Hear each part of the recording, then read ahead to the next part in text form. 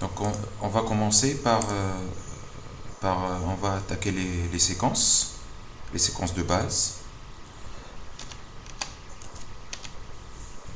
Et on va voir ces séquences-là. Donc on va commencer par la famille d'écho de spin, l'écho de spin rapide, et éventuellement l'inversion en récupération pour aujourd'hui. Pour demain, la prochaine fois, Inch'Allah, ce sera l'écho de gradient et la famille des échos de gradient. Donc vous voyez avec les séquences qu'on utilise en IRM, vous savez tous que ce sont des séquences qui sont multiples, très nombreuses. Mais pour simplifier les choses, on va parler plutôt de deux grandes familles. La famille des séquences qu'on appelle les spin écho, ou écho de spin, c'est la même chose, et les séquences, la famille des séquences en écho de gradient, et donc avec les différents types. Bien sûr, il y a des séquences qui sont hybrides, notamment les séquences écoplanaires qu'on va voir une prochaine fois. Donc les séquences sont très nombreuses. Il y a des acronymes qui sont très différents. Tout dépend du constructeur.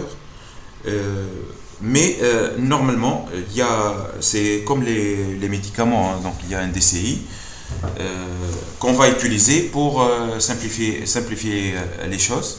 Mais sinon, si on va suivre les constructeurs, on ne va pas s'en sortir. Hein. Donc généralement, ils donnent des acronymes un peu spéciaux. Chaque constructeur donne une nomenclature propre à lui. Mais il y a des nomenclatures qui sont internationales, qui sont donc qu'on peut pour parler exactement le même langage entre General Electric, Philips, Siemens et les autres constructeurs.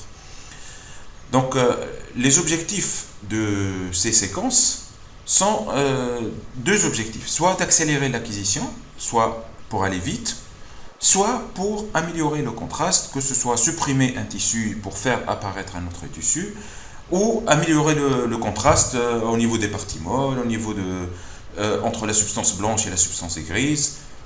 Donc, les deux objectifs principaux de ces séquences. Donc, on a développé des séquences juste pour accélérer l'acquisition et améliorer le contraste.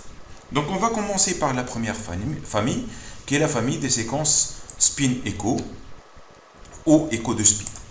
C'est quoi une séquence spin-écho?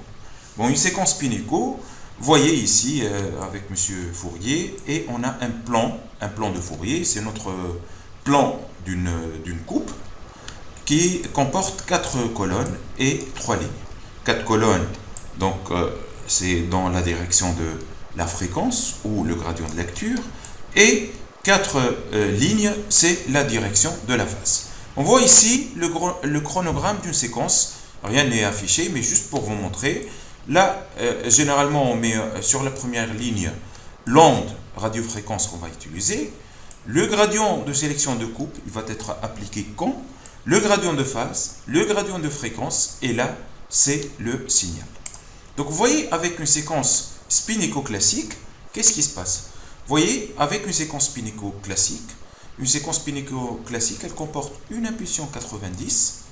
Au moment de l'application de l'impulsion 90, il faut appliquer le gradient de sélection de coupe, comme on a vu l'autre fois. Donc le gradient de sélection de coupe doit être appliqué au moment de l'impulsion 90. Pourquoi? Pour ne faire résonner que les protons qui sont situés dans le plan de coupe qu'on désire imager. Si on applique l'impulsion 90 sans le gradient de sélection de coupe, on n'aura pas d'imagerie en coupe, on aura une résonance de tous les protons situés dans le corps humain. Ok? Donc, au même moment de l'application de l'impulsion 90, on applique un gradient de sélection de coupe. Par la suite, on a dit après le gradient de sélection de coupe, l'ouverture de la page, il faut aller sur la première ligne. Donc, il faut appliquer un gradient de phase. Vous voyez le trait rouge ici, ce rectangle correspond à la matrice. Et là, vous voyez qu'on a sélectionné la première ligne de notre matrice et ça permet le remplissage de cette première ligne. Par la suite, on va émettre une impulsion 180 degrés. On a dit, elle permet de rephaser les spins, remettre en phase les spins. Pourquoi? pour faire réapparaître un écho, ce qu'on appelle l'écho de spin. Ok? Donc après l'impulsion 90, c'est le FID, donc une décroissance rapide du signal, jusqu'à presque il disparaît, mais en théorie il ne disparaît pas, et il y aura une repousse grâce à l'impulsion 180 degrés. Donc vous voyez l'écho de spin apparaît après le double de l'intervalle entre 90 et 180. Donc entre 90 et l'écho de spin, il y a l'impulsion 180 degrés. Si l'intervalle ici est 80 millisecondes, donc l'apparition de l'écho, elle se fait à 80 fois 2, ça fait 160 millisecondes. Ok? Au moment de l'apparition de l'écho de spin, qui va être détecté par la bobine, on va appliquer notre gradient de lecture. Comme son nom l'indique, le gradient de lecture, il permet de lire ce signal-là.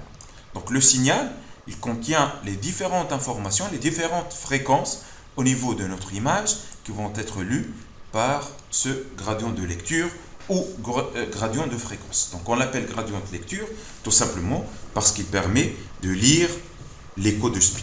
Ok? Donc, voyez ce chronogramme de cette séquence.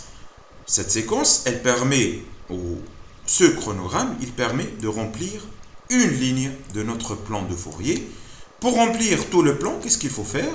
Donc, tout ça, c'est le temps de répétition. Rebelote, il faut refaire, donc appliquer une autre impulsion 90, une autre impulsion 180 degrés. Tout est à l'identique, sauf le gradient de phase qui change. Vous voyez, on était sur la première ligne. Là, on passe sur la deuxième ligne. Pourquoi? Elle permet de remplir la deuxième ligne. Et ainsi de suite. Tout est identique, juste le gradient de phase qui change pour permettre le remplissage de la dernière ligne de notre matrice. Une fois notre matrice est remplie, qu'est-ce qu'il faut faire? Il faut appliquer donc une transformation de Fourier pour avoir l'image qu'on peut interpréter, nous les humains. Ok?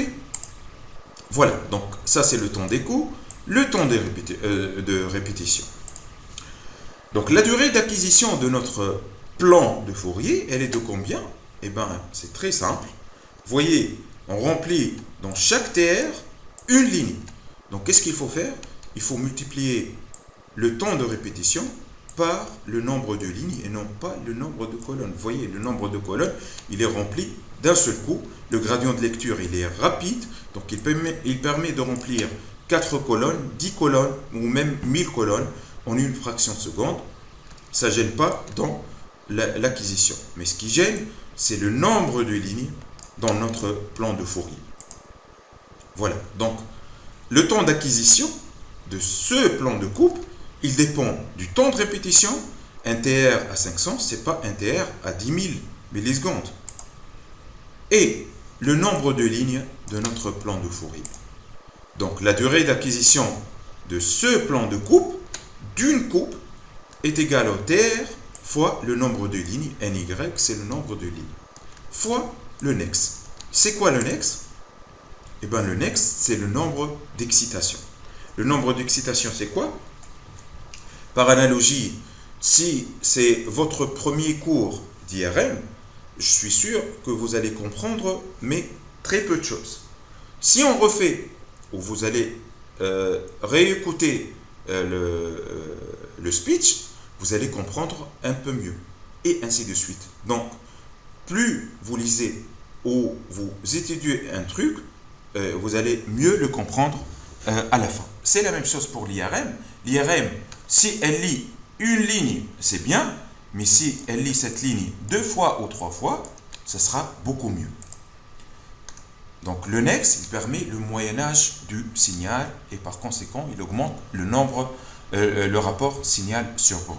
Je vous montre une image avec un nex à 1. Avec un nex à 2, ça s'améliore un tout petit peu. Un nex à 3, un peu mieux. Et un nex à 4, beaucoup mieux.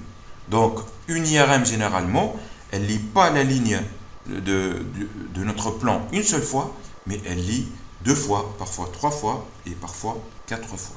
Ok? Donc, le nex, ou NSA, chez Philips, je pense, c'est le nombre d'excitation. Donc, au lieu de lire la ligne une seule fois, elle va la lire 2 fois, ou 3 fois, ou 4 fois, ou même 8 fois. Ok? Donc, ça permet d'améliorer la qualité de l'image, mais en contrepartie, ça intervient dans la durée d'acquisition. Imaginez avec un TR à 500 et un nombre de lignes à 100 et un X à 1, ça donne une durée de 2 minutes par exemple. Le fait de passer un X à 2, on va doubler le temps d'acquisition et on va passer à 4 minutes. Ok?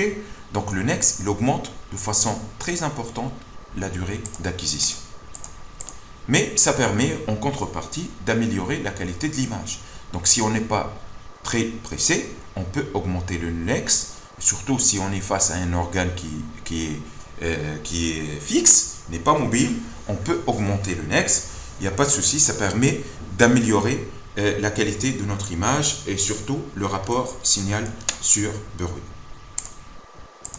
S'il y a des questions, vous pouvez m'interrompre. Ok? C'est clair? Oui, c'est clair, docteur. Okay. Il n'y a pas de questions en commentaire pour le moment. Ok. Alors, l'avantage de la séquence Spinnaker. La séquence Spinnaker, c'est une séquence qui est robuste. Ça permet juste par les modifications du TR et du temps d'écho d'avoir un contraste en densité protonique, en T1 ou bien en T2.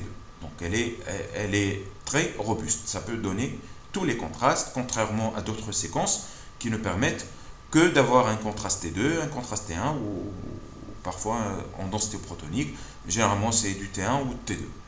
Et l'avantage majeur de ces séquences Spinnaker, c'est qu'ils sont peu sensibles aux hétérogénéités du champ magnétique. Vous voyez une séquence Spinnaker, vous voyez une coupe qui passe par le massif facial, vous voyez les sinus maxillaires, les fosses nasales et tout. Avec une séquence non Spinnaker, vous voyez, les limites ne sont pas nettes, les fosses nasales sont très difficiles à interpréter, donc les limites sont floues à cause des artefacts, ce qu'on appelle les artefacts de susceptibilité magnétique, qu'on va voir dans la partie des artefacts. Ok? Donc, cette puissance contre l'hétérogénéité du champ magnétique, elle est due à quoi? Elle est due à l'impulsion 180 degrés. Donc, sans l'impulsion 180 degrés, on aura une décroissance en T2 étoile et on ne peut pas se débarrasser de cette hétérogénéité du champ magnétique. Alors qu'avec la séquence Spinnaker, on peut limiter au maximum donc l'hétérogénéité du champ magnétique. C'est pas limiter, c'est compenser l'hétérogénéité du champ magnétique grâce à l'impulsion 180 degrés qui permet de rephaser les spins au lieu de se déphaser rapidement sur les séquences non Spinnaker. L'inconvénient de cette séquence Spinnaker, c'est la durée d'acquisition. Imaginez si on prend l'exemple d'une séquence Spinnaker T2, la durée d'acquisition va être égale au TR fois le nombre de lignes fois le nombre d'excitations. Imaginez avec un TR à 3000, puisqu'on est face à une séquence T2, nombre de lignes, 128 lignes, qui n'est pas très important actuellement. Hein. Donc le nombre de lignes, il est considéré comme très faible. Il est utilisé avec les séquences généralement écoplanaires avec la diffusion. Mais avec des Spinnaker classiques, on ne va pas utiliser 128, on utilise plus que 200 généralement. Fois 2 le nombre de Nex qui est limite. Bon, pour les séquences T2, puisque le rapport signal sur bruit il est relativement faible chez ces séquences, généralement on est obligé d'augmenter le Nex. Un Nex à 2, donc c'est un minimum hein, pour une séquence T2. Vous voyez, le temps d'acquisition il est de 12,8 minutes. Et ça c'est pour une seule coupe. Pour une seule coupe. Imaginez qu'on va faire 20 coupes pour explorer l'encéphale, ce sera 256 minutes. Donc 256 minutes pour explorer l'encéphale, le cerveau, sur une séquence T2. Donc 256 minutes, c'est beaucoup de temps, hein, beaucoup de temps. Donc on va faire peut-être 2 examens par jour. C'est une bonne nouvelle pour les résidents et même pour les seniors, pour interpréter 2 examens par jour, et une bonne nouvelle également pour les techniciens. Le seul qui va merder, c'est le patient, hein, qui va passer au moins 4 heures dans le tunnel pour avoir un examen complet. Donc vous voyez, avec ce temps d'acquisition, il est impossible d'utiliser ces séquences en pratique. Donc quelle est la solution? Il y a plusieurs solutions, hein, mais la solution qu'on va voir, c'est les séquences rapides, les séquences fast spin echo ou turbo spin echo selon les constructeurs, et on les appelle les séquences rares. Donc, vous voyez avec la séquence spin echo rapide, donc qu'est-ce qu'on va voir? La séquence spin echo avec un TR à 5000 et un temps d'écho à 90 millisecondes, pour remplir une matrice de 4 x 3, donc 3 lignes et 4 colonnes, voyez, là c'est la séquence spin echo classique, voyez, un TR à 5000, un temps d'écho à 90 millisecondes, 90, 180, et puis la réception du signal par le gradient de lecture pour remplir une ligne de notre plan. Qu'est-ce qu'il faut faire par la suite si on est face à une séquence spin echo classique? Il faut rebelote, refaire le même temps de répétition, juste le gradient de phase qui change pour changer, se placer sur la deuxième ligne et puis sur la troisième ligne. Donc là, avec les séquences spin echo classiques, avec les séquences turbo spin echo, qu'est-ce qu'on va faire? On va utiliser ce temps mort. Le temps mort, c'est quoi? Vous voyez, avec un TR à 5000 millisecondes, excusez-moi, avec un TR à 5000 millisecondes, et un temps d'écho à 90 millisecondes, donc la réception de signal et le remplissage de cette ligne, elle se fait après 90 millisecondes. Par la suite, on a 4910 millisecondes, c'est du temps mort. On ne fait rien du tout ici. Hein. Vous voyez, on n'applique aucun gradient, il n'y a aucune onde qui sort, mais ça sert à quoi ce temps mort?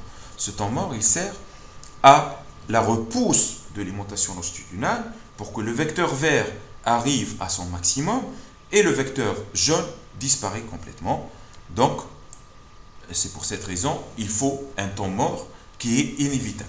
Et surtout si on est face à une séquence T2. On a dit que sur la séquence T2, qu'est-ce qu'il faut faire? Il faut remonter tous les protons au sommet. Donc, il faut attendre tous les tissus pour que l'aimantation longitudinale arrive au maximum pour lancer une deuxième acquisition. Sinon, ça sera un contraste qui dépend à la fois du T2 et du T1 et qu'on ne sait pas interpréter. Donc, on n'interprète que des séquences T1 ou bien des séquences T2. Sinon, un mélange, on ne peut pas l'interpréter. Ok? Donc, pour utiliser ce temps mort, qu'est-ce qu'on va faire? On va utiliser ce qu'on appelle la séquence fast spin echo. Donc, la séquence fast spin echo, c'est ça. Une impulsion 90 suivie d'une impulsion 180 degrés. On aura l'écho de spin. Par la suite, on applique un autre gradient de phase. On change juste la phase. Et une impulsion 180 degrés pour réceptionner le signal. Cette fois-ci, il permet le remplissage de quoi? De ce gradient, donc la deuxième ligne. Et puis, la troisième ligne par une autre impulsion 180 degrés. Je répète, et vous allez voir le remplissage, comment il se fait. Donc, le remplissage, il se fait ligne par ligne. Vous voyez, chaque impulsion 180 degrés permet d'avoir une repousse d'un signal qui permet le remplissage de la deuxième, troisième, quatrième et cinquième ligne. Ok? Donc là, qu'est-ce qu'on a fait? On a utilisé une séquence, toujours une séquence spin echo, puisqu'elle comporte une impulsion 90, une impulsion 180 degrés, mais puisqu'elle comporte plus qu'une impulsion 180 degrés, on va l'appeler fast spin echo ou turbo spin echo ou séquence rare. Ok? Donc, si on émet deux impulsions 180 degrés, ça permet de remplir deux lignes. Avec 10 impulsions 180 degrés, 10 lignes et ainsi de suite. Ok? C'est ce qu'on appelle le facteur turbo. Donc, si on revient, donc on a utilisé le temps mort, si on revient à notre formule, donc la formule du temps d'acquisition, elle va être modifiée. Donc, c'est le TR fois le nombre de lignes toujours, fois le nex, toujours, mais cette fois-ci, on a diminué le temps d'acquisition par un facteur qui est égal à 3. Donc, notre formule, elle va être divisée par le ETL ou le facteur turbo, c'est la même chose. ETL, c'est Echo Train Length, donc le train d'écho. On a écho, 2 et 3 échos, puisqu'on a 3 impulsions 180 degrés. Ok? Donc, une remarque, juste, vous voyez, l'écho ici Et l'écho ici, quelle est la différence? L'écho ici, elle est beaucoup plus ample que l'écho ici et ici. Et pourquoi? Eh bien, c'est dû à la décroissance inévitable T2. On a dit que le T2, c'est une exponentielle décroissante. Donc là, le pic entre ce pic-là et ce pic-là, et ce pic-là et ce pic-là, ça trace une courbe exponentielle décroissante pondérée en T2. Donc les échos tardifs vont avoir une amplitude de signal qui est très faible. Ok?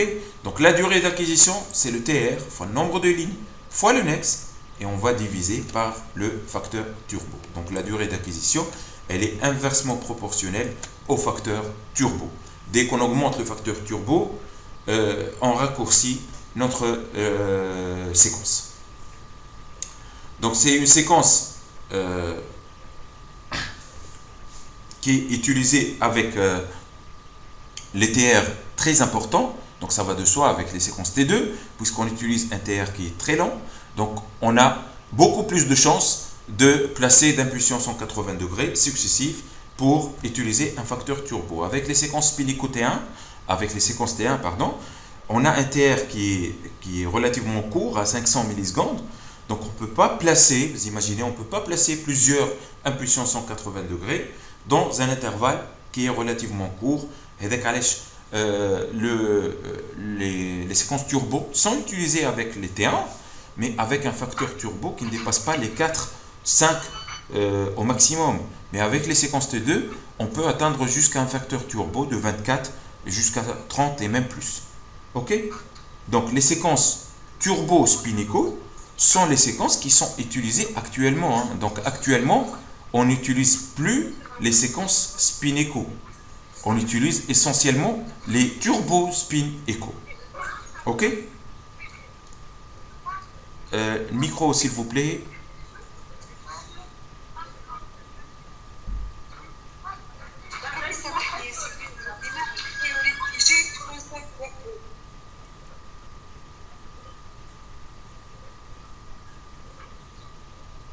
Merci. Alors, on continue. Donc, le facteur turbo, donc, c'est au lieu de remplir une ligne, on va remplir plusieurs lignes dans un seul TR.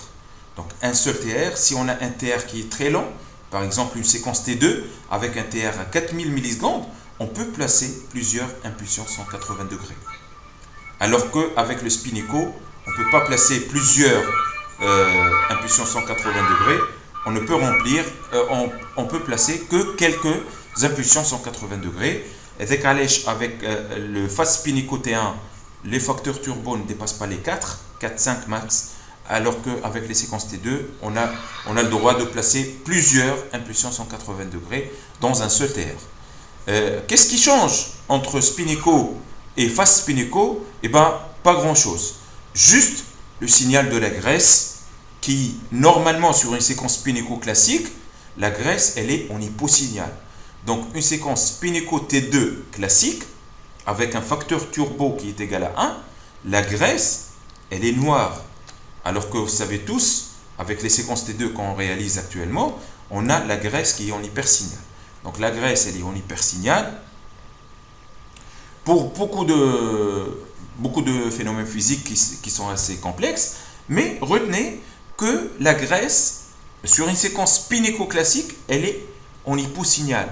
Avec les phases spin-echo classiques qu'on utilise actuellement, parce qu'on n'utilise jamais les séquences spin-echo T2 actuellement, jamais, parce que la durée d'acquisition elle est très importante, on n'utilise que les turbo spin-echo T2, la graisse elle est en hypersignal. Bon, c'est bien parfois c'est pas bien, bon, mais c'est pas une catastrophe dans le sens où on peut faire de la saturation de la graisse, que ce soit par la séquence TIR ou par les saturations spectrales par la FATSAT. Ok? Donc, la seule différence entre spin-echo T1 et phase spin-echo T1, il n'y a pas de différence. Pour les T2, juste la graisse qui change de contraste. Elle était en hyposignal, elle devient en hypersignal sur les turbo spin-echo.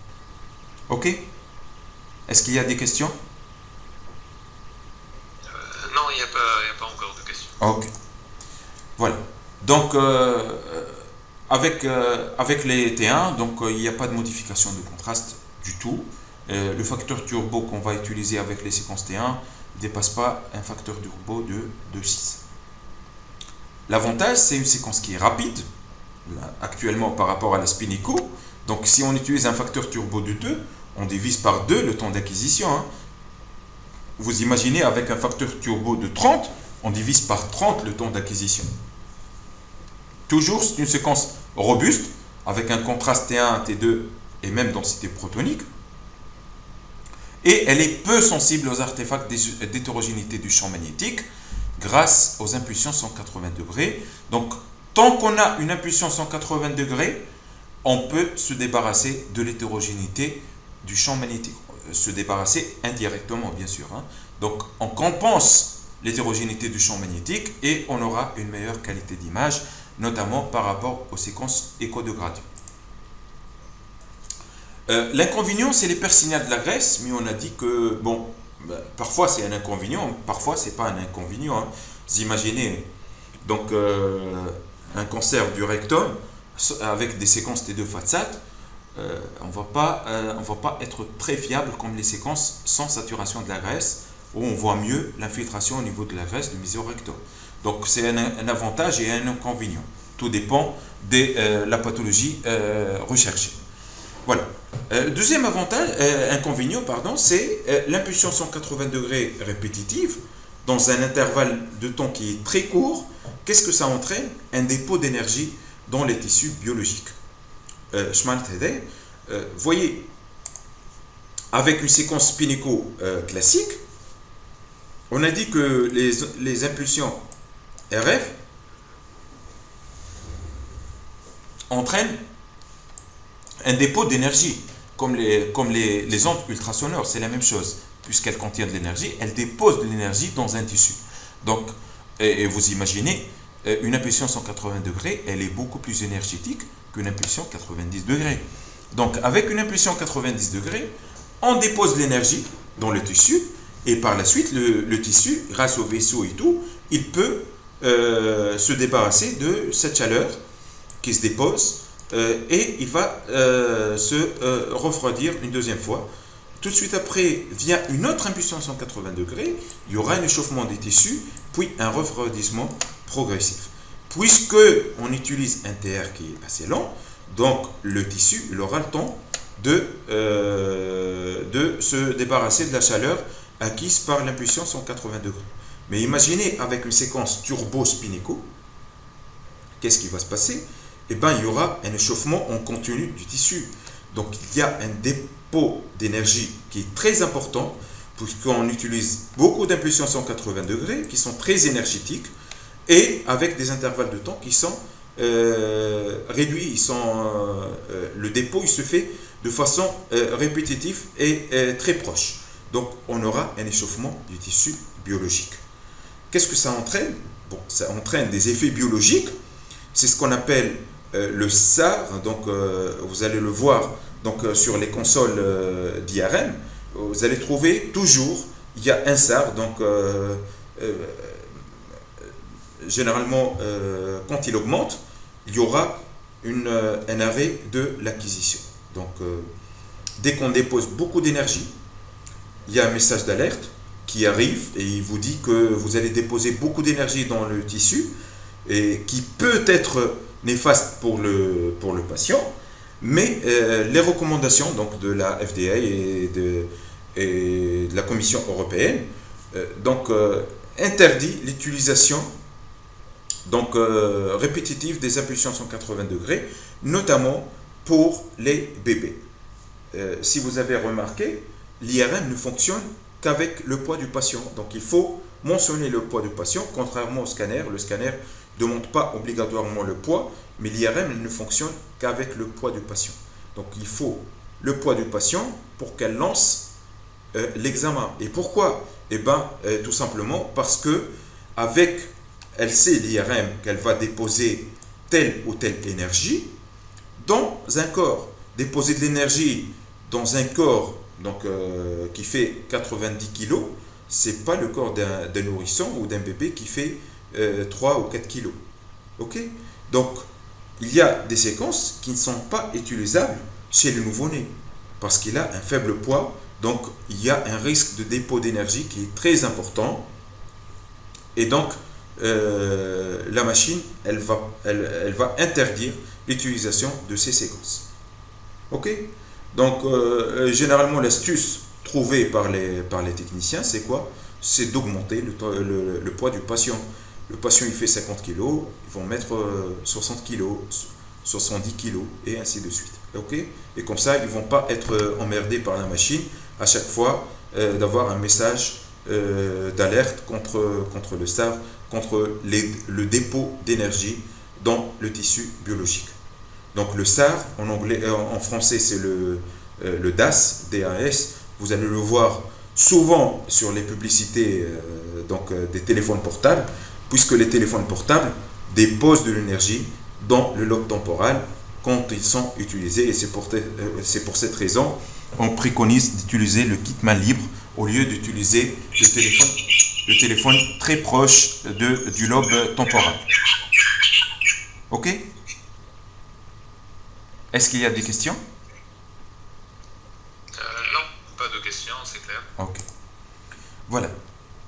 Il y a une autre variante des turbospinicaux, c'est ce qu'on appelle les séquences AST ou single shot, fast spinico, tout dépend du constructeur. C'est quoi? C'est une variante de la séquence turbo, tout simplement. Et comme son nom l'indique, du single shot. C'est quoi du single shot? C'est-à-dire un plan de Fourier, donc un plan de coupe. Ok?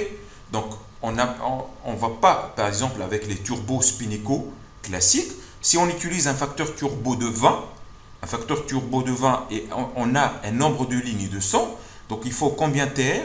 Il faut 100 sur 20, ça fait 5. Donc il faut 5 TR pour remplir tout le plan de Fourier. Avec les séquences AST ou single shot, si on choisit une matrice de 128 sur 200 par exemple, 200 c'est le nombre de colonnes et 128 c'est le nombre de lignes. Donc la machine automatiquement elle va régler le facteur turbo à 128 et comme ça le temps d'acquisition il va est égal au TR. Le TR et on a un plan de Fourier, c'est ce qu'on appelle les séquences single shot.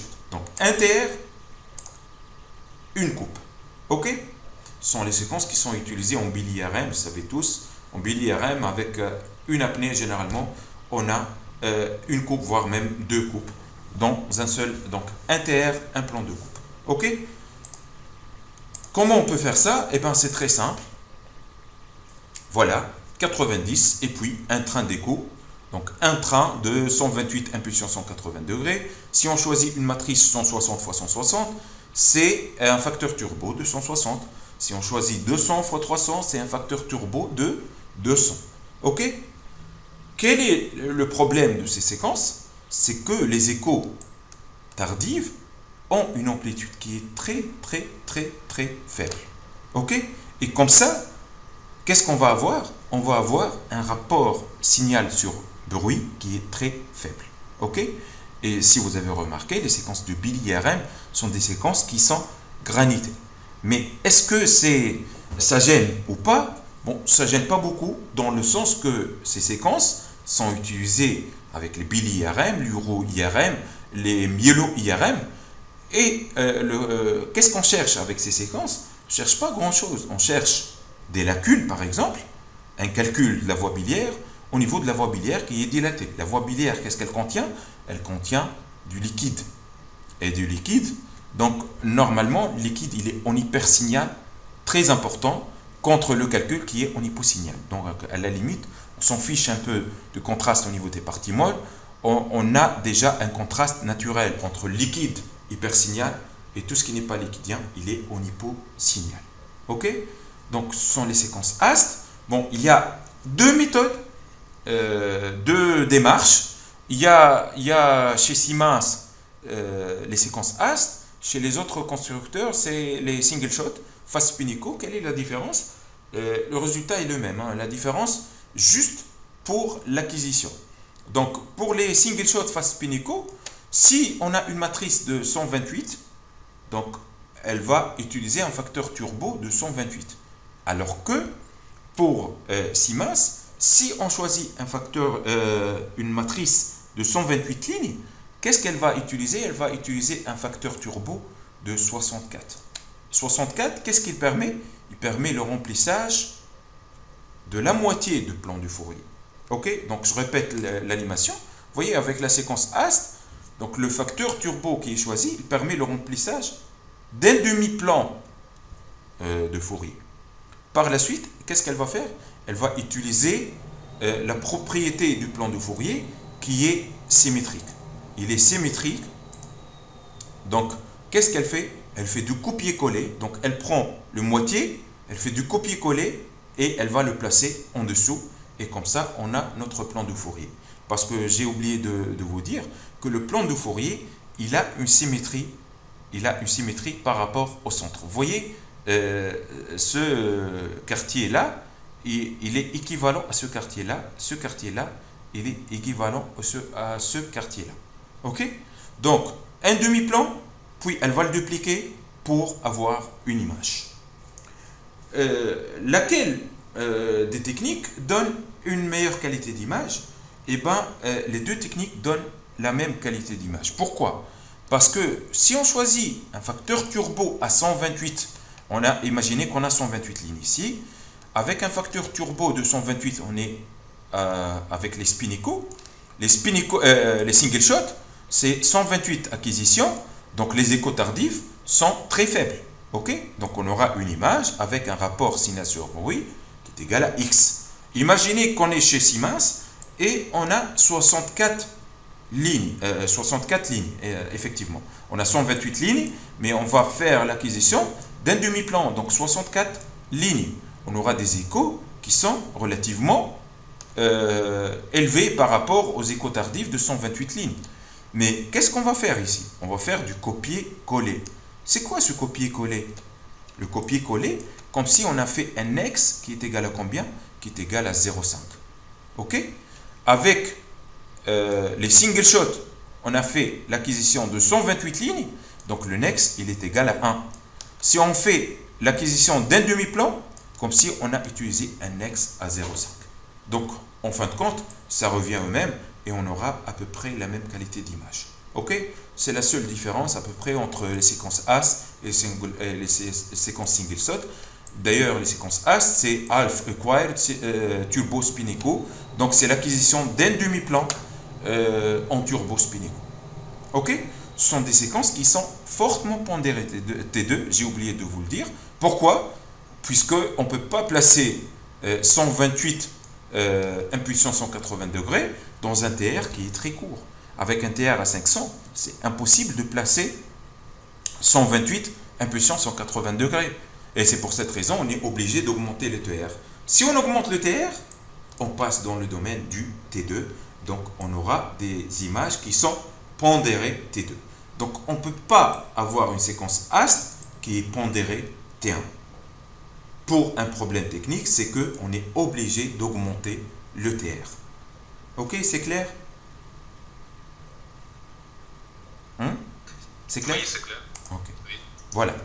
Donc, l'avantage, ce sont des séquences rapides et il y a un très bon contraste entre le liquide et les autres tissus. Elle est utilisée en uro-IRM, en bili-IRM et en myélo-IRM. Vous voyez, tous les autres tissus sont noirs. Tout ce qui est liquidien, stationnaire, il est en hypersignal. Que ce soit l'estomac, les voies biliaires, un kyste rénal, le digestif, le liquide céphalorachidien, tout est blanc. Comment on peut expliquer ça? Eh bien, par la décroissance T2. On a dit que la décroissance, c'est la descente de la montagne. Donc, tous les tissus descendent rapidement, sauf le liquide. Le liquide stationnaire, il a le T2 le plus élevé. Donc, la descente, elle se fait très lentement. Et comme ça, si on prend des échos tardifs, vous voyez, là, c'est les échos précoces, et là, c'est les échos très tardifs qu'on utilise sur les séquences du Billy. Donc, on aura le liquide blanc près du soleil, donc il est en hypersignal. Tous les autres tissus sont écrasés dans le noir, et donc ils sont en hyposignal. Donc, le contraste entre liquide et pas liquide, il est très important. Ok? Et c'est le but de ces séquences. Donc ces séquences, on cherche un calcul au niveau de la voie biliaire, on cherche la morphologie des voies biliaires, on s'en fiche des vaisseaux, est-ce qu'il y a un nodule hépatique ou pas. Ok. Ces séquences, on peut les utiliser également pour remplacer le deuxième temps d'écho de la séquence T2 FATSAT. Si on a un nodule qui s'allume sur la séquence du pilier RM, il n'y a pas 36 000 diagnostics, soit c'est un kyste biliaire, soit c'est un hémangiome. Ok. Ou bien une kyste hydatique, bien sûr, en Tunisie. Ok. L'inconvénient, c'est le faible contraste au niveau des parties molles qu'on vient d'expliquer tout à l'heure, puisque on a un turbospinico qui est très élevé, donc on va faire l'acquisition des échos tardifs qui ont une amplitude qui est très faible. Ok. Et donc on aura beaucoup de bruit sur l'image. Vous voyez une séquence face spinico T2 sans FATSAT et une séquence AST. Vous voyez, il n'y a pas photo, il y a beaucoup de bruit. L'image, elle est moche, il y a beaucoup de bruit. Mais le plus important, c'est liquide, il est en hypersignal. Et c'est ce qu'on cherche par ces séquences-là. On ne cherche pas des nodules de métastase par les séquences AST ou bien une anomalie au niveau des parties molles par les séquences AST. Ok. Ce sont des séquences rapides, réalisées en apnée. Donc, une apnée, généralement, on peut faire même l'acquisition de 4 ou 5 plans de 5 coupes en même temps. Donc, avec 4 ou 5 apnées, généralement, on fait le balayage de tout le foie avec les séquences AST. Avec les séquences T2, il faut 3 minutes et généralement, ils sont réalisés avec synchronisation respiratoire. Donc, c'est un peu chronophage par rapport aux séquences AST qui sont très, très rapides. Ok. On continue? Oui, on peut continuer. Il n'y a pas de questions apparemment aujourd'hui. Ok. Tout est clair? Okay. Apparemment. Ou bien c'est l'inverse. J'espère que c'est la première proposition. Alors, donc là, c'est la famille des spinicaux avec les fast spinicaux. Vous voyez, les spinicaux sont des séquences qui ne sont pas très nombreuses. Il y a les spinicaux qu'on utilise presque plus. Les séquences spinicaux, on utilise les fast spinicaux, les séquences AST ou les séquences de biliaire. Et on va passer aux séquences en inversion récupération qu'on peut utiliser avec toutes les séquences, même l'écho de gradient, mais dans un but pédagogique pour mieux comprendre, ce sont les séquences les plus utilisées d'ailleurs, sont utilisées avec les modules en spinico. Donc on va voir l'inversion récupération. C'est quoi l'inversion récupération?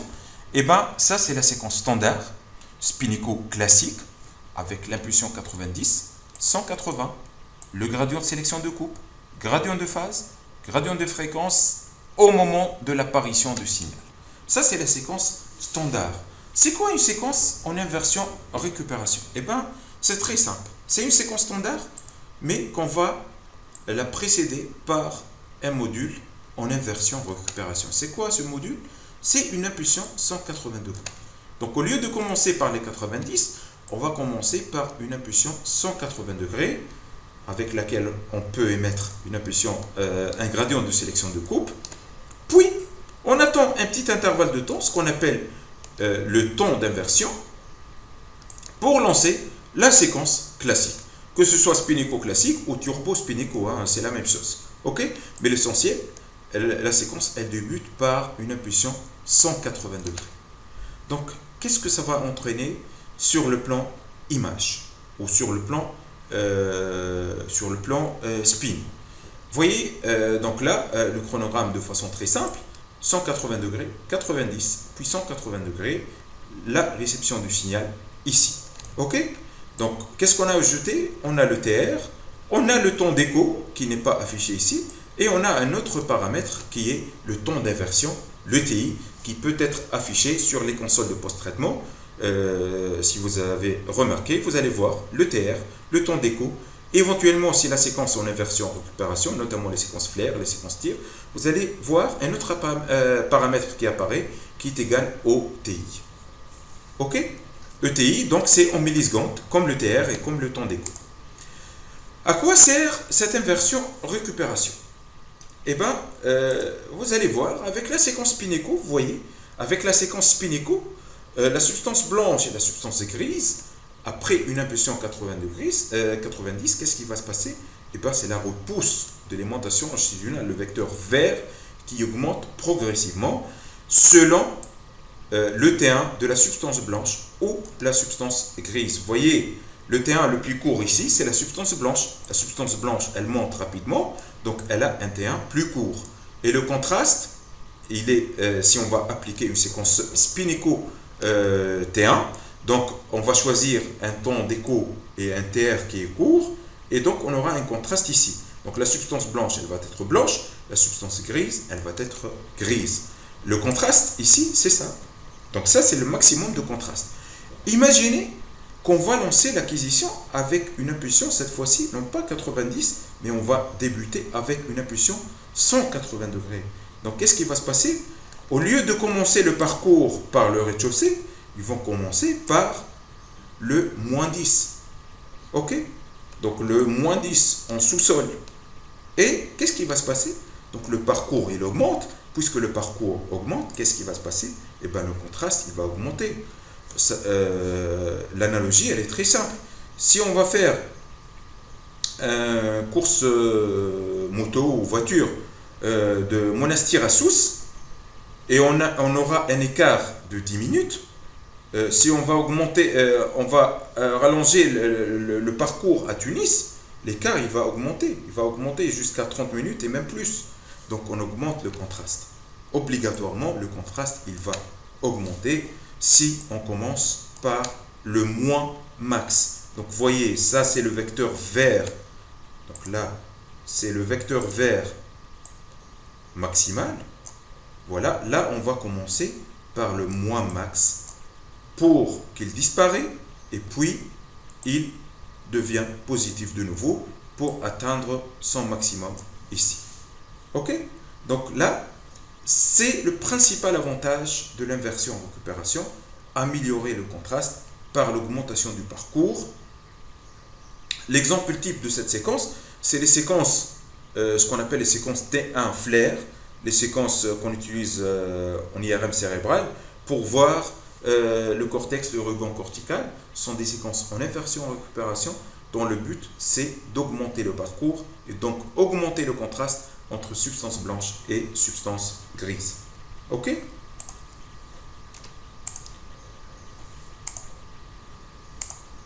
Donc là, le contraste, il dépend essentiellement du TR. Là, il ne dépend plus du TR, il dépend plutôt du TI. Et on va voir un exemple par la suite.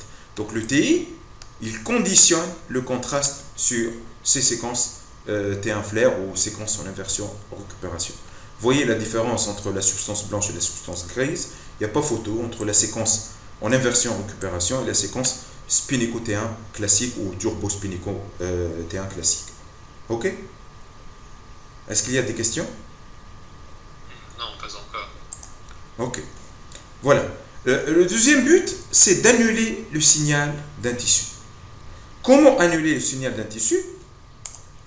Eh bien, on voit ici la repousse de l'aimantation longitudinale de trois tissus, A, B et C. Lequel a le T1 le plus court, c'est le A. Celui qui a le T1 le plus long, c'est le C, puisque il monte doucement. Et vous voyez le croisement avec le plan OXY, quand il se passe en premier avec le A, en deuxième lieu avec le B, et puis avec le C.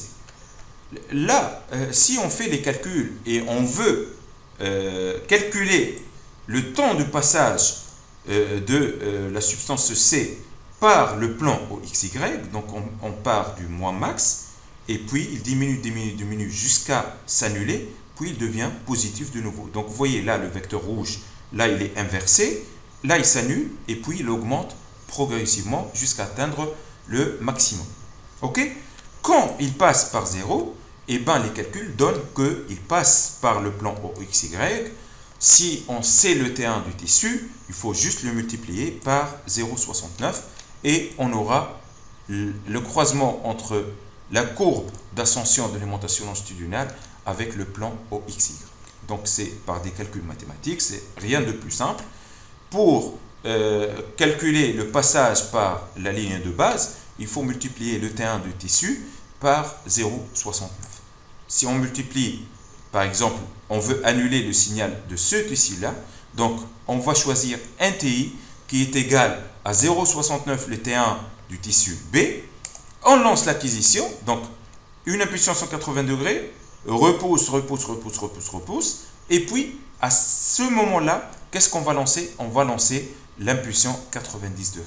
Donc là, on lance l'impulsion 180, là, on lance l'impulsion 90 degrés. Puisqu'on lance l'impulsion 90, qu'est-ce qu'elle va faire? Elle va basculer l'aimantation. Donc l'aimantation de ce vecteur jaune, elle est non nulle, donc elle peut basculer. L'aimantation de ce vecteur, de ce tissu rouge, elle est non nulle. Elle est négative, mais elle est non nulle. Donc elle peut basculer. Ce vecteur-là, il n'a pas d'amplitude, il est égal à 0. Donc même si on le bascule, il ne va pas basculer. Puisqu'il ne va pas basculer, qu'est-ce qui se passe? Il ne va pas donner de signal du tout. Ok? Donc le tissu A donne un signal, le tissu B donne un signal, C, pardon, le tissu B ne donne pas de signal puisqu'il passe par la ligne de base. Ok? Après, là, le signal est négatif. Vous allez me dire, le signal est négatif. Comment on peut interpréter un signal négatif? Eh bien, on peut l'interpréter si on choisit une image qui utilise la phase des spins. Alors qu'on a dit que dans 90% des cas, on s'en fiche de la phase, on a besoin essentiellement de l'amplitude. Donc on passe en valeur absolue. Donc un signal de moins max, il devient plus max. Donc vous voyez, le tissu A, il est en hypersignal, C, hypersignal moins important, et le B, il va être égal à 0. Ok? Donc c'est ce qu'on appelle l'image en module. Elle ne prend pas en considération les signaux négatifs, elle les inverse en valeur absolue, elle travaille toujours en valeur absolue. Et donc, vous voyez, le contraste, il est très modifié. Vous voyez ici, normalement, le C, il a le T1 le plus long. Donc, il est en hyposignal. Avec cette séquence, il devient plutôt blanc, du gris-blanc. Là, c'est du blanc. Et là, il est complètement noir. OK? Avec l'image en phase, là, le contraste devient très important entre le A et le C. Le B, il est toujours nul. Valeur absolue de 0 égale à 0. Là, on ne travaille pas en valeur absolue. Même les signaux négatifs vont être pris en considération. Et qu'est-ce qui va se passer ici? Eh bien, l'échelle de gris, donc elle va changer. Et tout ce qui passe par 0, il va être schématisé en gris à 50%. Le blanc, 100%. Et le noir, c'est le moins 100%. OK? Donc, les images en module et en phase, il n'y en a pas 36 000. Il y a les séquences PSIR utilisées en IRM cardiaque et les séquences en contraste de phase qui sont sensibles à la phase, prennent en considération les signaux négatifs. Toutes les autres séquences n'utilisent pas les signaux négatifs. Elles transforment les signaux négatifs en des signaux qui sont positifs. OK? C'est clair ou là? Oui, c'est clair. Voilà. Donc ça, c'est les images en module et les images en phase. Les images en phase donnent généralement de l'air qui est en gris à 50%. OK? Voilà. Donc ça, c'est le principe de base de toutes les séquences en inversion en récupération. C'est le même principe, quelle que soit la séquence utilisée. OK? Par la suite, on va commencer par la première séquence, la fameuse séquence flair, que vous connaissez tous. La séquence flair, vous savez qu'elle permet d'annuler le signal de liquide céphalorachidien. Le liquide céphalorachidien, il est noir sur la séquence flair. Pourquoi? Eh bien, c'est très simple. Elle annule le signal de liquide céphalorachidien. Le liquide céphalorachidien a un T1, je dis n'importe quoi, de 3000 millisecondes. On met 3000 millisecondes fois 0,69. Ça fait combien? Ça fait aux alentours de 2300 millisecondes. Donc on est sûr que si on lance une acquisition avec un TI, donc avec une impulsion 180 degrés, elle va inverser les aimantations longitudinales de tous les tissus situés dans le corps, dans le cerveau. Si on attend 2300 millisecondes, on est sûr que le liquide céphalorachidien, qui est schématisé en rouge, passe par 0. Donc, le liquide céphalorachidien passe par 0 après 2300 millisecondes. Voilà. après 2300 millisecondes, il passe par 0. Et du coup, tous les autres tissus, puisqu'ils ont un T1 plus court que l'eau, et l'eau, il a le T1 le plus long dans le corps, donc tous les autres tissus vont être au-dessus de la ligne de base. Donc, ils auront des signaux qui sont positifs. Ok? Donc, vous voyez, la substance blanche a un T1 court. L'œdème, un T1 un peu plus long que la substance blanche, mais celui qui a le T1 le plus long, c'est l'LCR. Vous me dites, quelle est la différence entre l'LCR et l'œdème? Eh bien, la différence, c'est que l'LCR, c'est du liquide pur, alors que l'œdème, c'est de l'eau avec des protéines, des cellules inflammatoires, beaucoup de choses, et ça modifie le T1 de l'eau. Donc, ce n'est pas le T1 de l'eau, c'est le T1 de l'eau plus le T1 des protéines. Donc, il y aura une moyenne. Et avec Alèche, généralement, l'œdème, il a un hyposignal qui est moins franc que le liquide céphalorachidien. Donc, si on prend de l'œdème, que ce soit vasogénique ou cytotoxique, peu importe, qui entoure une lésion, par exemple cérébrale, on voit l'œdème qui est en hyposignal par rapport à la substance blanche, mais il est en hypersignal par rapport au liquide céphalorachidien. Ok? Donc là, après 2300 millisecondes, on est sûr que l'eau passe par 0. Tous les autres tissus sont au-dessus de la ligne de base, donc ont des vecteurs verts qui sont positifs. Qu'est-ce qu'on va faire après? On va lancer l'impulsion 90. L'impulsion 90, est-ce qu'elle va basculer l'LCR? Non. Celui-là, l'œdème, il va basculer. La substance blanche, elle va basculer. Et donc, ils vont basculer. Et puis, qu'est-ce qu'ils vont faire? Ils vont se déphaser selon leur T2. OK?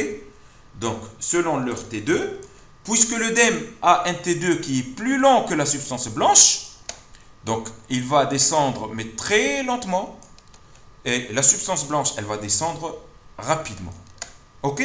Sur la séquence flair, si vous avez remarqué, on a un TR à des 1000, le TI à 2300 ou 2200, parfois 2400, tout dépend de constructeur. Et le TE, il est de combien? Il est aux alentours de 100 millisecondes. 100 millisecondes, c'est beaucoup. 100 millisecondes, c'est pas cette zone-là. 100 millisecondes, on est ici à peu près. Donc 100 millisecondes, voilà. C'est pas le même ordre d'échelle ici, mais juste dans un but pédagogique. Vous voyez, avec un TE qui est long, la descente de la substance blanche, elle se fait très rapidement, alors qu'elle a un T1 plus court. Hein, donc elle était en haut, comme si elle monte une montagne plus élevée et l'œdème une montagne un peu moins élevée. Mais par la suite, l'œdème il va compenser par un T2 qui est très long, donc il reste au-dessus. Exposé au soleil, il sera en hypersignal. La substance blanche, elle sera en hyposignal. Et le liquide céphalorachidien, il ne donne pas de signal du tout. Ok? C'est clair ou là? Oui, ok, c'est clair. Voilà. Oui.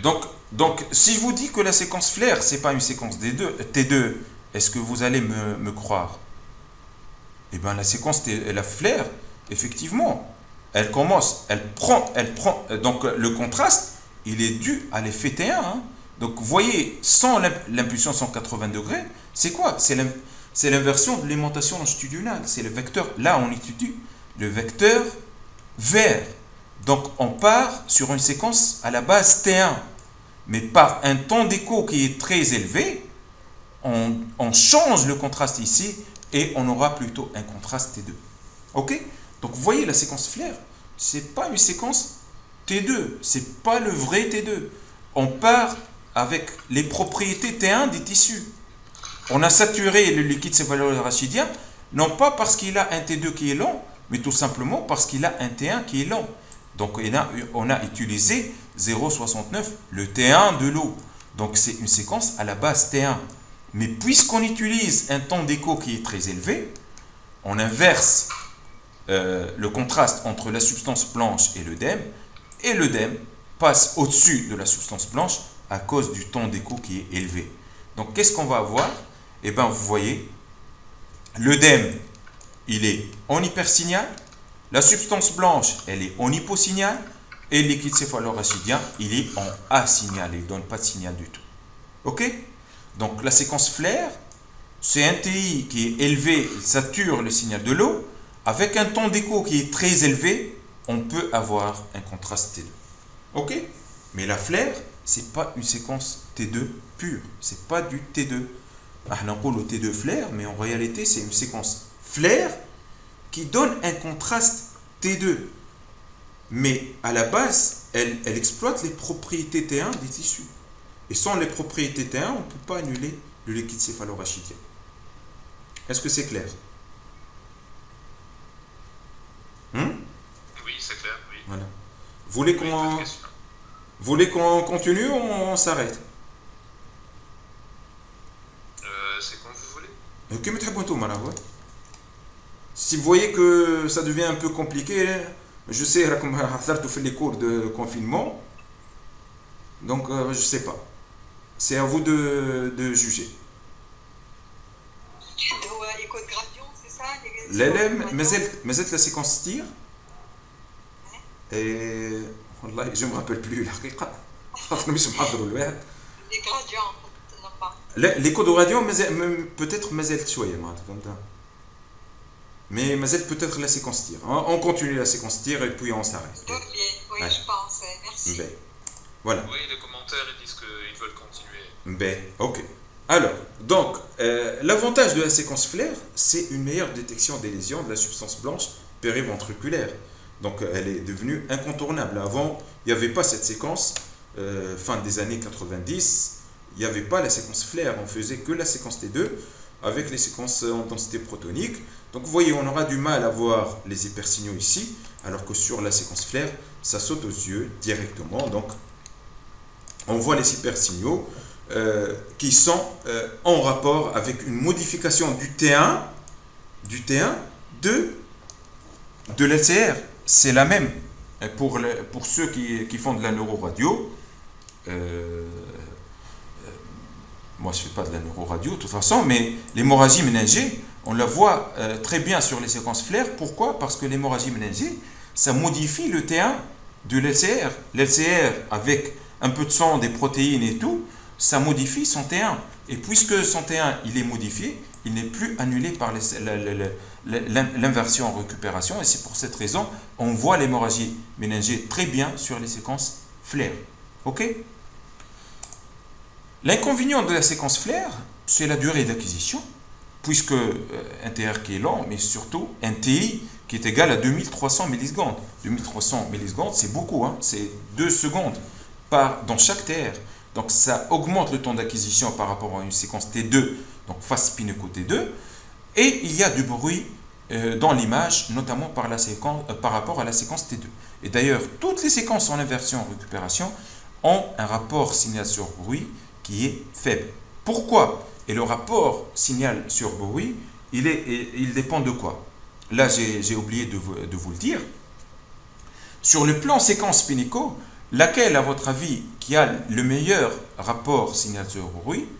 Eh bien, c'est la séquence en densité protonique. Pourquoi? Parce que si on prend l'analogie, la densité protonique, tous les tissus sont au niveau des sommets. Donc, ils sont très exposés au soleil. Donc, il y a beaucoup d'informations, beaucoup de signal. Ok? La deuxième, c'est la séquence T1. La séquence T1, on est au moment de la montée. Donc, il y a beaucoup de tissus qui montent, notamment la graisse. Il y a beaucoup de tissus qui sont à mi-parcours. Donc, on a un rapport signal sur bruit qui est relativement élevé. La séquence qui s'ouvre d'un rapport signal sur bruit qui est le plus faible, c'est la séquence T2. Pourquoi? Parce que la plupart des tissus chutent rapidement avec le temps d'écho. Donc, un temps d'écho qui est élevé, on a une chute très importante, une décroissance très rapide du signal. Et donc, on a beaucoup de tissus qui ont un signal qui est très bas, donc ils sont très peu exposés au soleil, et on a seulement le liquide qui donne un hypersignal. Ok? Donc sur le plan SNR ou rapport signal sur bruit, si on veut classer, on classe la densité protonique en premier lieu, la densité protonique suivie par la séquence T1, puis la séquence T2, et puis vient les séquences en inversion récupération. Pourquoi l'inversion récupération? Parce que l'inversion récupération, elle commence du moins max, comme si on commence le parcours de l'étage moins 10. Pour arriver à plus 10, c'est impossible. C'est très difficile, on va allonger le temps d'acquisition. Et donc, généralement, on s'arrête au deuxième étage, au troisième étage. Donc, on a un rapport signal sur bruit qui est relativement faible, et notamment par rapport aux séquences T2, on peut dire par rapport aux densités protoniques. Ok? Donc, un rapport signal sur bruit qui est faible. Et un autre inconvénient de la séquence flair, c'est la fosse postérieure. Vous savez tous, je mets le neuro. Donc, la fosse postérieure, il y a beaucoup d'artefacts de flux au niveau de la séquence flair. Vous voyez cette lacune, elle est à peine visible sur la séquence flair, alors que sur la séquence T2, ça saute aux yeux. C'est la même chose ici. Pourquoi? À cause des artefacts de flux qui donnent donc une image de très mauvaise qualité au niveau de la fosse postérieure. Et c'est pour cette raison qu'on continue à faire des séquences T2 au niveau de la fosse postérieure pour éviter ces artefacts-là qu'on va voir dans le chapitre les artefacts. Ok? On passe à la séquence STIR. Vous savez tous, la séquence STIR. J'ai oublié de vous le dire. La séquence FLAIR, c'est Fluid Attenuation by Inversion Recovery. Donc, l'atténuation du liquide par une séquence en inversion récupération. Pour venir à la séquence STIR, qui est Short Time Inversion Recovery, donc c'est une séquence en inversion récupération avec un TI qui est court. Ok? Comme son nom l'indique, un TI qui est court. Un TI court pour saturer le signal du tissu qui a le T1 le plus court. Le tissu qui a le T1 le plus court, c'est la graisse. Le tissu qui a le T1 le plus long, c'est l'eau. Ok? Donc, l'eau, c'est la séquence flair. La graisse, c'est la séquence STIR. La séquence STIR, un TI très court, à 150 millisecondes. Le flair, c'est un TI le plus long, 2300 millisecondes. Ok? Donc, on revient avec la graisse, la moelle et l'LCR. La repousse, elle se fait selon leur T1. Donc, toujours la séquence STIR, c'est l'utilisation d'une propriété T1 des tissus. Ça n'a rien à voir avec le T2. Ok? Donc, la séquence STIR, on commence par une impulsion 180 degrés. C'est le moins max pour tous les tissus. Repousse selon leur propre T1. Lequel qui arrive en premier, c'est la graisse. Elle croise la ligne de base après 150 millisecondes. Après 150 millisecondes, qui est 0,6901, qui est égal à 220 millisecondes à peu près. Donc, elle passe par la ligne de base et elle ne donne pas de signal. Mais, si on remarque, la moelle, elle est négative, l'LCR est négatif. La séquence STIR, elle n'utilise pas la phase, elle utilise seulement le module. Donc, qu'est-ce qui va se passer? Eh bien, c'est l'inverse, c'est la symétrie. Donc, celui qui a le moins max, il devient le plus max. Et celui-là, il était à moins, je dis n'importe quoi, moins 60, on est à plus 60. Ok? Donc, vous voyez déjà, l'LCR qui était noir ici, supposé être noir, il est blanc ici. Celui qui est supposé être blanc, il est moins noir et il est moins blanc que l'LCR. Déjà, on a inversé le contraste de l'image. Ok? Par la suite, qu'est-ce qui se passe? C'est l'impulsion 90. Il n'a rien à basculer au niveau de la graisse. Ça bascule au niveau de la moelle et au niveau de l'LCR. Ça bascule avec un TE qui est élevé. On majore l'effet T2 sur notre séquence. Et donc, on aura toujours l'LCR qui est en hypersignal et la moelle qui est du signal intermédiaire. La graisse, elle ne donne pas de signal du tout. Ok? C'est la même chose. Sur les séquences TIR, on utilise un temps d'écho qui est élevé. Ok? Donc, en fin de compte, qu'est-ce qu'on va avoir? On va avoir ce type de contraste avec l'LCR hypersignal, la moelle épinière signal intermédiaire et la graisse, elle est complètement noire. Ok? Donc, la séquence TIR avec un TI qui est très faible, on sature la graisse. Un TE qui est très élevé, on majore le contraste en T2. Donc, c'est la même chose. La séquence TIR, c'est une séquence qui offre un contraste T2, mais en réalité, c'est une séquence, à la base, c'est une séquence T1.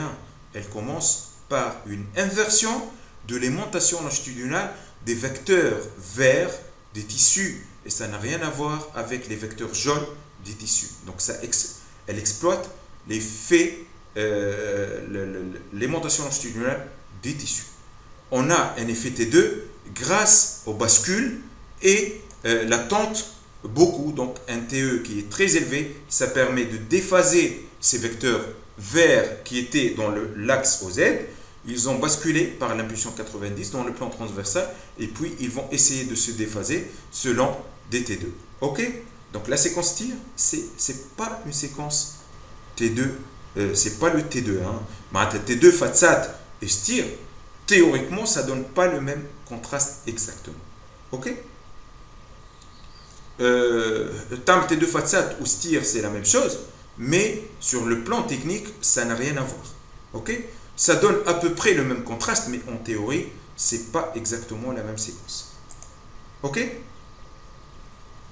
Dr. Mes, j'ai une question de Dr. Nizar. Il a dit techniquement, c'est quoi la différence entre stir et fatsat? On va le voir, Inch'Allah, une autre présentation spéciale saturation de la graisse. Et on va revoir la séquence stir et la technique stir et la technique fatsat avec tous ces modules, que ce soit la fatsat, l'espère, l'espire et compagnie. Ok? Donc on va le voir. C'est un peu compliqué. Avec les animations, ça serait beaucoup plus simple. Mais Inch'Allah, dans un autre séminaire. Ok? Dr. Mes, oui. Dr. Halizi s'est demandé sur l'enregistrement de la séance. Oui. Je suis en train d'enregistrer. Ok. Voilà. C'est bientôt fini. Hein. Je pense 2 slides maximum et on finit. Donc, l'avantage de la séquence tir par rapport à la séquence turbo-spinico T2, notamment au niveau du rachis, c'est l'osteo-articulaire, c'est la détection de l'œdème. La détection de l'œdème, vous savez, on cherche des métastases, spondylodécite, c'est la séquence tir. Pourquoi? Parce qu'avec une séquence T2, vous voyez le même patient, même jour, même plan de coupe, la moelle osseuse, elle contient de la moelle jaune, et donc de la graisse, et de la moelle rouge, qui est en hypersignal. Donc ça donne un hypersignal, puisque la moelle jaune contient beaucoup de graisse, et la moelle rouge contient un peu de graisse également. Donc on a les corps vertébraux qui sont en hypersignal. Certes, il est moins important que la graisse, mais il y a un hypersignal. Imaginez qu'il y a de l'œdème ici, donc de l'œdème qui est en hypersignal T2, avec de la graisse qui est en hypersignal. Donc on ne voit rien du tout. Si on sature la graisse, donc par son effet T1, donc on sature la moelle jaune et la graisse qui est située au niveau de la moelle rouge, et comme ça l'œdème saute directement aux yeux, et donc on peut détecter les lésions d'œdème, que ce soit d'origine tumorale, infectieuse ou peu importe. Ok? Donc c'est la principale utilisation des séquences STIR. L'avantage de la séquence STIR également, par rapport à la séquence T2 Fatsat, et là peut-être je réponds un peu, c'est que la séquence STIR, elle utilise, qu'est-ce qu'on a dit? On a utilisé l'effet T1 du tissu. L'effet T1 du tissu, imaginez la graisse, elle a un T1 qui est égal à 220 millisecondes. Même si on a un champ qui est hétérogène, le T1, il ne va pas changer beaucoup. Le T1, il dépend de la température et de l'intensité du champ magnétique. Quand on dit l'intensité du champ magnétique, c'est entre 1.5 et 3 Tesla. Ce n'est pas entre 1.5 et 1,6 Tesla. Ok? Donc même si on a un champ qui est homogène, le T1 varie très peu des tissus, y compris de la graisse. Donc si on applique le 0,69 T1 du tissu de la graisse, que ce soit la graisse, elle est dans un champ homogène ou hétérogène, elle aura toujours à peu près le même T1, donc et elle va être saturée. Ok? Et donc la séquence TIR, elle est très robuste si on a une hétérogénéité du champ magnétique. Alors que la séquence T2 Fatsat, sur le plan physique, la Fatsat, c'est une saturation spectrale. Donc elle prend en considération la vitesse de précession des spins. Ok? Or, la vitesse de précession de spin, elle est égale à oméga 0, est égale à gamma fois B0. Oméga 0, c'est des millions de rotations par seconde. Excusez-moi. Gamma, c'est une constante. Mais B0, il change, même s'il change un petit peu, s'il change, je dis n'importe quoi, 0,1 millitesla, ça va changer beaucoup sur le plan vitesse de précision. Il était à 64 millions 000, il devient à 64 millions 220 par exemple. Et là, ça change beaucoup sur le plan saturation spectrale. Parce que la saturation spectrale, c'est une onde RF très sélective. La variation, elle est de quelques hertz et non pas des mégahertz. Et donc, la séquence T2 Fatsat et la technique Fatsat de façon générale, elle est très sensible à l'hétérogénéité du champ magnétique. Vous voyez, même jour, vous voyez avec la T2 Fatsat, le champ il est hétérogène, on a une vieille machine. Donc vous voyez la graisse ici, elle est très mal saturée, alors qu'ici elle est bien saturée. Ici elle est très mal saturée, alors qu'avec la séquence STIR, la saturation elle est homogène. Ok? Donc si on part sur une machine très ancienne, ou un champ qui est très hétérogène, ou bien très hétérogène, mais un patient qui a une prothèse par exemple, il ne faut pas faire du T2 Fatsat, il faut partir directement sur les séquences STIR.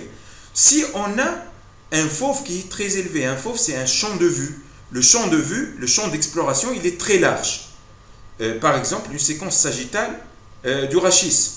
Vous imaginez une séquence sagittale du rachis, le fauve, il est très élevé. Donc la machine, elle aura du mal à avoir un champ homogène sur une séquence sagittale ou coronale. Ok?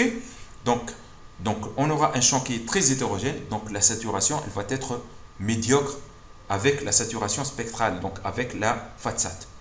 Donc, il ne faut pas hésiter à demander à faire une séquence STIR.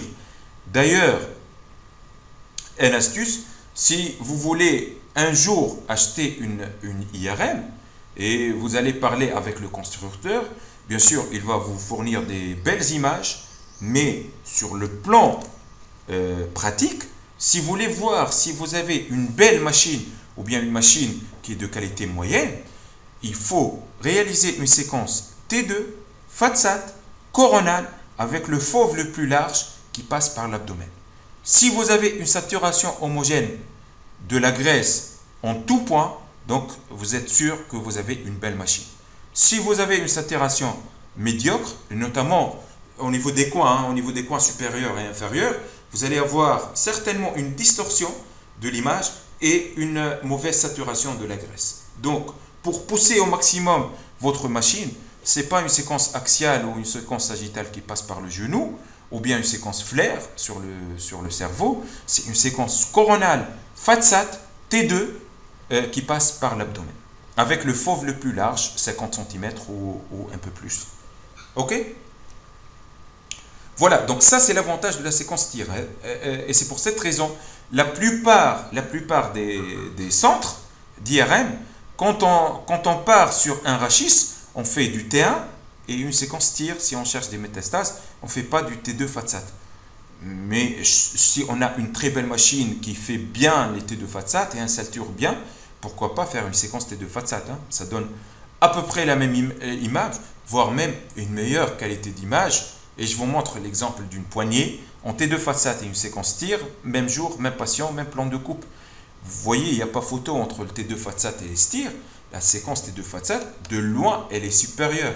Pourquoi? Parce que on revient sur le rapport signal sur bruit. La séquence TIR, c'est l'inversion récupération. On part de moins 10 et donc on aura du mal à avoir beaucoup de signal. C'est pour cette raison, elle est très très noire, il y a beaucoup de bruit, alors que le T2 Fatsat, c'est du T2 quand même, c'est du Fatsat quand même, mais ça donne toujours une meilleure qualité par rapport au STIR. Donc, un conseil, s'il vous plaît, si vous allez faire une IRM du poignet, jamais de séquence STIR, jamais du STIR sur un fauve petit. Donc, si on a à choisir entre T2 Fatsat et STIR, il faut choisir le T2 Fatsat. Donc, T2 Fatsat pour un fauve qui est étroit, par exemple, pied, poignet, épaule qui est centrée. Donc, il ne faut pas hésiter à faire du T2 Fatsat. Hanche localisée sur le hanche. La hanche, il ne faut pas utiliser la séquence TIR. Il faut l'éviter. La séquence TIR, vous voyez, il y a beaucoup de bruit. Certes, il y a beaucoup de contraste, mais il y a beaucoup de bruit également. Ok? Donc, on aura une meilleure qualité d'image avec les séquences T2 FATSAT parce qu'avec un fauve petit, on n'aura pas de problème d'homogénéité du champ magnétique. La machine, elle est capable d'avoir un champ homogène sur un petit fauve de 10 cm. Mais sur 50 cm, elle aura du mal à avoir un champ homogène. Et c'est pour cette raison qu'on va utiliser la séquence STIR avec des fauves larges, avec des fauves petits. C'est le T2 FATSAT, pas de STIR, s'il vous plaît. Ok? Voilà. Juste une autre remarque avant de finir. La séquence STIR, on ne peut pas l'utiliser après injection de gadolinium. Donc, si on a injecté le gadolinium et on n'a pas fait de T2 FATSAT, on a fait du T1, on a injecté le gadolinium et on a oublié de faire le contraste T2 avec FATSAT. Il ne faut pas faire du STIR, il faut faire une T2 FATSAT. Pourquoi? Parce que la séquence STIR, on a dit qu'elle utilise les propriétés T1 d'un tissu. Or, imaginez qu'on a une masse ici, par exemple, tumorale, qui, normalement, elle prend le contraste. Une masse, généralement tumorale, elle a un T2 qui est lent et a un T1 qui est lent également. C'est pour cette raison, elle est en hyposignal T1 et hypersignal T2, la plupart des tumeurs. Imaginez que cette tumeur, elle est vascularisée. Donc, elle va capter le gadolinium. Or, le gadolinium, qu'est-ce qu'il fait? On ne le voit pas, le gadolinium. On voit son effet sur les tissus. Donc, il raccourcit le T1 de ce nodule ou cette lésion tumorale. Donc, son T1, il était à 400. Il peut diminuer jusqu'à 300 et même 220. Imaginez que son T1 diminue jusqu'à 220. 220, 0,69 fois 220, ça fait 150 millisecondes. Donc, qu'est-ce qu'on va trouver? On va trouver que la lésion, elle n'est plus visible. Elle est en asignal. Donc, on va dire que cette séquence, cette tumeur, elle est en hyposignal T1 et hyposignal STIR. Donc, on peut se faire avoir et on va dire que peut-être elle est calcifiée, alors que c'est une lésion tumorale, bel bien tumorale, qui se rehausse par le gadolinium. Ok? Donc, il faut faire attention. Généralement, ça passe très bien avec le STIR post-gado, mais parfois, on peut se faire avoir avec la séquence STIR post-gado. Donc, si on a oublié de faire du T2 avec saturation de la graisse, il faut faire du T2 FATSAT post-gado et non pas une séquence STIR. Voilà. Je pense qu'on va s'arrêter aujourd'hui. Est-ce qu'il y a des questions? Oui. Questions, oui. Docteur Mourad. Oui. La première, il a dit donc on peut faire un STIR injecté pour le rachis opéré pour éviter des artefacts ou des clous métalliques. Un STIR injecté oui, mais c'est à la recherche de quoi exactement? Docteur Mourad, si vous nous entendez, vous pouvez nous rejoindre par micro pour mieux expliquer votre question.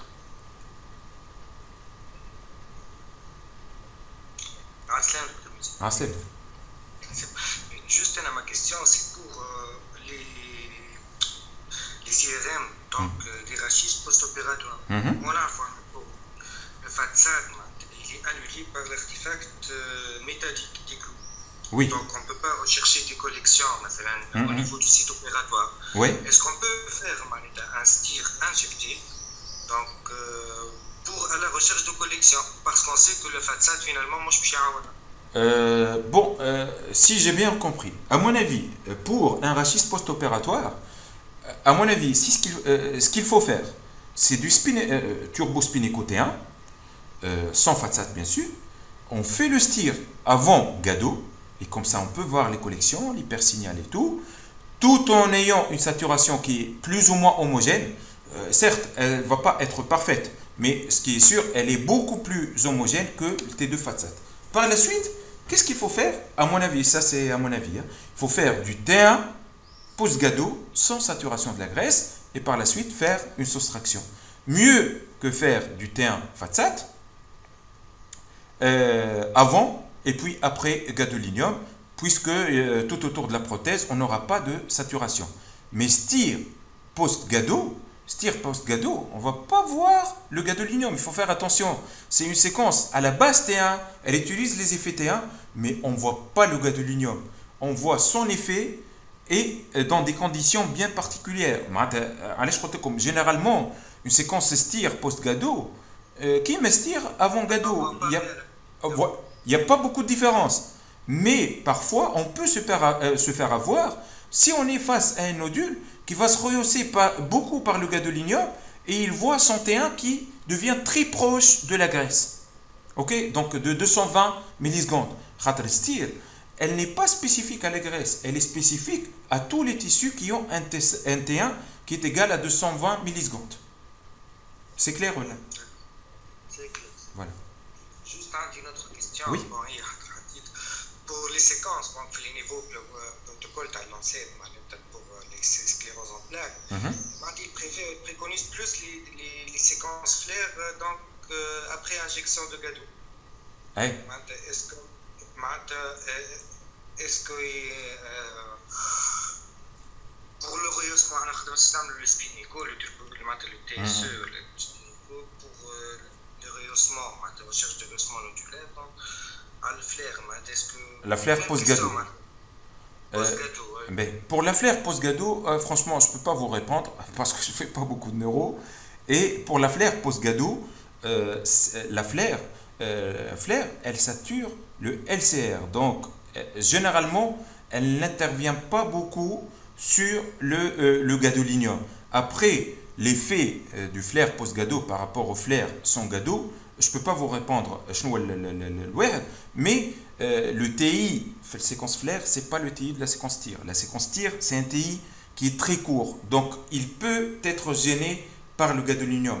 Alors que le flair, il n'est pas gêné par le gadolinium dans le sens que le TI il est égal à 2300 millisecondes. Donc on est très très loin du T1, donc des tissus qui vont se rehausser par le gadolinium.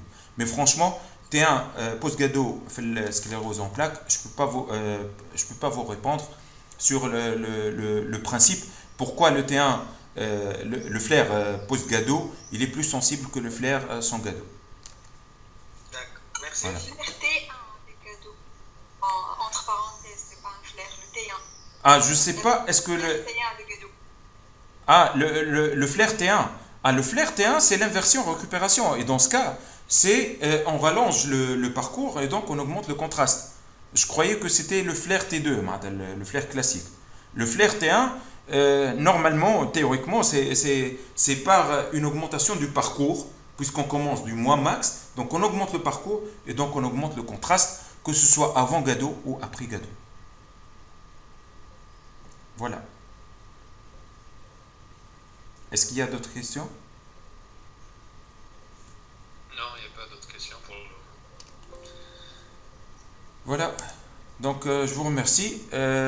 ما نعرفش يظهر لي الجمعة هذه تو كي شفت البلانينغ نتاع les cours de confinement في فرنسا. Apparemment c'est chargé matin et après-midi avec deux séances l'après-midi. Donc si vous voulez, on peut reporter ça la semaine prochaine, Inch'Allah. Donc نبداو كان تحبوا samedi, dimanche ou lundi. حتى كان تحب تو نبعث لكم un sondage ونشوف من بعد avec la majorité est-ce que on part pour samedi, dimanche ou lundi. OK? Ok, merci. Merci beaucoup. Voilà. Dr. Mesri. Voilà.